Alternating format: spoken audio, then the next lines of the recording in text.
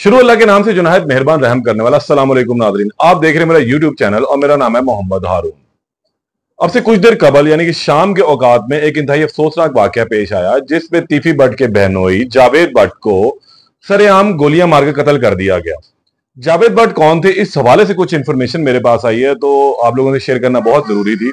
जावेद भट्ट के क्या कारोबार थे, जावेद भट्ट किस किस्म के इंसान थे और जावेद भट्ट का ताल्लुक किन लोगों के साथ था, तीफी के साथ इनका कितना गहरा ताल्लुक था, ये तमाम बातें जो है आज के व्लॉग में रखूंगा। लेकिन इससे पहले एक अहम खबर आपको दे दूं कि जावेद भट्ट के कत्ल की जो एफआईआर है वो फिलहाल अभी तक दर्ज नहीं हुई, लेकिन ये खदशा जाहिर किया जा रहा है और ये कभी इम्कान है कि जावेद भट्ट की जो एफआईआर है वो अमीर बराज के छोटे भाई अमीर मसब और कैसर भट्ट के खिलाफ जो है वो दर्ज हो सकती है।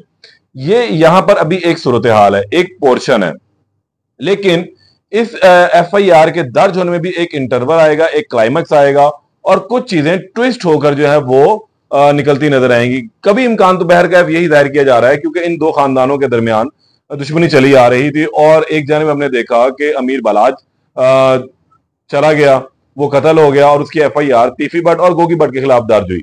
कुछ रोज पहले भी एक एफआईआर जो है वो दर्ज हुई शकील भट्ट की जानिब से करवाई गई जिसमें तीफी भट्ट और गोगी भट्ट को नामजद किया गया था। तो ये लड़ाई फिलहाल अभी खत्म नहीं हुई थी, लेकिन हम बड़ी अफसोस के साथ ये कहना पड़ा है कि लाहौर के अंदर शायद गालबन एक गैंग वॉर जो है वो शुरू हो चुकी है और अंडरवर्ल्ड के जो लोग हैं वो एक मरतबा दोबारा मुतहरिक हो गए। अगर ये गैंग वॉर शुरू हो गई तो अभी तो खैर टारगेट किलिंग की जा रही है, टारगेट रखा जाता है कि फलां शख्स को जो है वो फलां ग्रुप का है उसको टारगेट किया जाए, लेकिन ये target killing some time open भी हो जाती है। और हमने देखा कि सेशन कोर्ट में भी एक मरतबा ये ऐसा हमला हुआ था टीपू के ऊपर ही, तो जहां टीपू जख्मी हुए थे वहीं पर उनके साथ साथ बहुत सारे लोग भी जख्मी हो गए थे। तो इसमें आम आदमी जो है, आम शहरी, उनके भी जख्मी होने का उतना ही एहतमाल रहेगा। अब देखना यह है कि लाहौर पुलिस इस तमाम मामले को किस तरह हैंडल करती है। बात करते हैं जावेद भट्ट साहब के हवाले से। मकतूल जावेद भट्ट जो है वो फिलहाल इकबाल टाउन के रिहायशी थे और इनका जो पुराना, अगर हम देखें तो दालगरा चौक के रिहायशी हैं, ब्रांथ रोड के ऊपर जो है ये अपना कारोबार कर रहे थे, ताजिर थे। लेकिन इनका असल काम या असल इनके अपने फड्डे क्या थे वो भी बहुत ज्यादा थे। कुछ 40-50 के करीब इनके अपने भी फड्डों के जो है मामला चल रहे थे। गुज़िश्ता कुछ अर्सा पहले एक ताजिर है यहां पर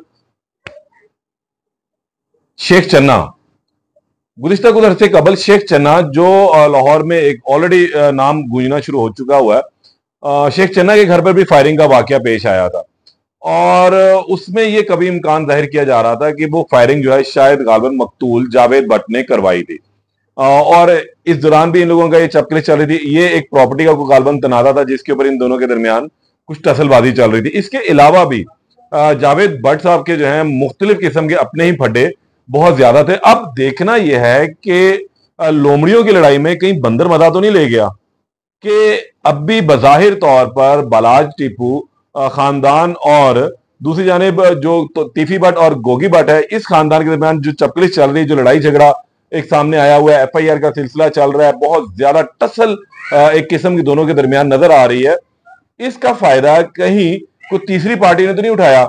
तो ये तमाम चीजें जो हैं अभी एफआईआर के बाद ही सामने आ सकेंगी कि आया ये जो पार्टी है मकतूल पार्टी, क्या वाकई अगर मुद्दई बनने जब जा रही है तो वो बलाज टीपू को के भाइयों को इसके अंदर नामजद करती है या वो उनको कुछ इल्म हो चुका है या इल्म था उनको, या मकतूल जावेद भट्ट ने अपने घर में किसी भी किस्म का कोई तज़किरा किया हुआ था कि मेरा फलां पार्टी के साथ चक्कर चल रहा है और आजकल मुझे कुछ धमकियां मिल रही हैं। जाहिर सी बात है इंसान अपने घर में इन तमाम बातों का तज़किरा करता है, अपने बहुत करीबी से बात माँ बेटी से या बच्चों से जो है तज़किरा किया जाता है। अगर ये बात ऐसी कोई सामने आई तो जाहिर सी बात है फिर एफआईआर उस शख्स के खिलाफ होगी, लेकिन अगर बज़ाहिर ऐसा कुछ ना निकला तो फिर कभी इम्कान ये जाहिर किया जा रहा है कि ये जो एफआईआर है ये अमीर मसब और कैसर भट्ट के खिलाफ जो है वो दर्ज हो सकती है और बज़ाहिर अभी तक शुबा उसी तरफ जा रहा है कि ये शायद उन्हीं का ही कोई कारनामा है, लेकिन अब देखना ये अल्लाह बेहतर जानता है। दूसरी चीज अगर हम देखें तो मकतूल जावेद भट्ट के, जो मैंने जैसा बताया कि गोगी भट्ट से जो है उनकी बहुत ज्यादा कुर्बत थी। गोगी भट्ट अपने तमाम काम जो है वो इन्हीं के साथ करता था। ये दो भाई हैं और गोगी भट्ट की जो तीफी भट्ट की दोनों बहनें हैं वो इन दोनों भाइयों के साथ ही गालबन ब्याही हुई हैं और ये दोनों जो है आपस में देवरानी जेठानी है।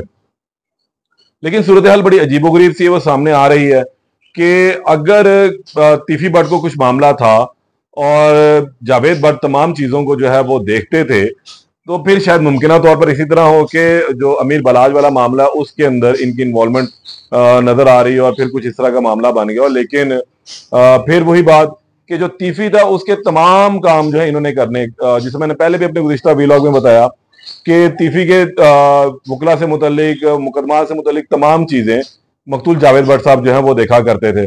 और इसके अलावा अगर कहीं बहुत ज्यादा किसी करीबी जगह पर जाना है और जहां पर जाना बहुत जरूरी होता था तीफी भट्ट का, तो वो अपनी जगह अक्सर व बेशतर मकतूल जावेद भट्ट को भिजवाया करता था और जावेद भट्ट उसकी तर्जुमानी किया करते थे वहां पर पहुंच के। इसके अलावा जो दीगर मामला थे उनमें भी जावेद भट्ट ही सब चीजों को देखा करते थे और चलाया करते थे। लेकिन अब बदकिस्मती से ये मामला सामने आया है और इसमें फिलहाल अभी तक जो मेरे जराए हैं उसके मुताबिक FIR के लिए दरख्वास्त जो है वो थाना इच्छरे में जमा करवा दी गई है। लेकिन ये बहुत ही करीबी जराए से मुझे बात मालूम हुई है, लेकिन उसके अंदर किनका नाम दिया गया वो अभी क्लियर नहीं हुआ। लेकिन ये जरूर बताया गया कि जो दरखास्त है वो थाना इचरा पहुंच चुकी हुई है और मुमकिन तौर पर शायद रात 12 बजे के बाद जो है ये दरखास्त FIR में तब्दील हो जाएगी। और दूसरी जानिब इनकी जो डेड बॉडी है वो फिलहाल जनरल अस्पताल के अंदर मौजूद है। इब्तदाई इतलात के मुताबिक इन्हें 5 गोलियां जो है वो लगी हुई थी और मौके पर ही इनकी डेथ हो गई थी। अब इनका पोस्टमार्टम कल होगा और जनाजा भी इनका कल ही पढ़ा जाएगा। जो इनकी मिसेज हैं वो फिलहाल अस्पताल में जेर इलाज हैं, तशवीशनाक हालत नहीं है। अल्लाह पाक ने उनको सेहत अता फरमाई है, दोबारा जिंदगी अता फरमाई है। बेटी इनकी महफूज रही थी, बच्चे जिनको ये लेने के लिए जा रहे थे उनको बाद में जो है घर पहुंचा दिया गया। सेफ सिटी, बड़ी अहम बात है कि सेफ सिटी से अभी तक पुलिस को कुछ नहीं मिल सका। उसकी सबसे बड़ी वजह यह है कि सेफ सिटी में जो है पूरा अभी पुलिस चेक कर रही है, क्योंकि ये कोई छोटा मामला नहीं हुआ।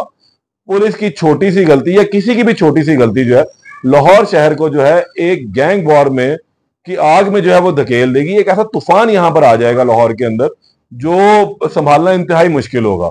पुलिस के आला अफसरान जो है इस वक्त सर जोड़कर बैठे हुए हैं कि इस मामले को जल्द अज जल्द निपटाया जाए, किस तरीके से जो है इसको सेटल डाउन किया जाए, असल किरदार जो है उस तक फौरी तौर पर पहुंचा जाए ताकि किसी गलत शख्स को भी FIR में नामजद ना किया जाए। शायद इस चीज का वेट भी अभी तक हो रहा है कि मकतूलीन के वर्सा की जानिब से जब दरख्वास्त मौसूल होगी तो उससे पहले उनको ब्रीफ भी करेंगे कि जनाब ये हमने CCTV फुटेज है, ये हमने निकाली, ये हमने देखी, ये इतने से इतने देर तक की है, अब आप लोग बताएं इस हवाले से आप लोगों के पास क्या इन्फॉर्मेशन है।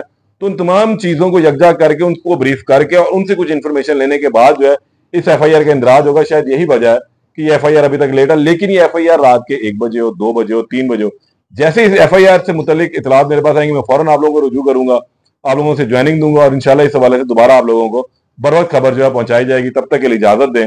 अल्लाह ने के बाद।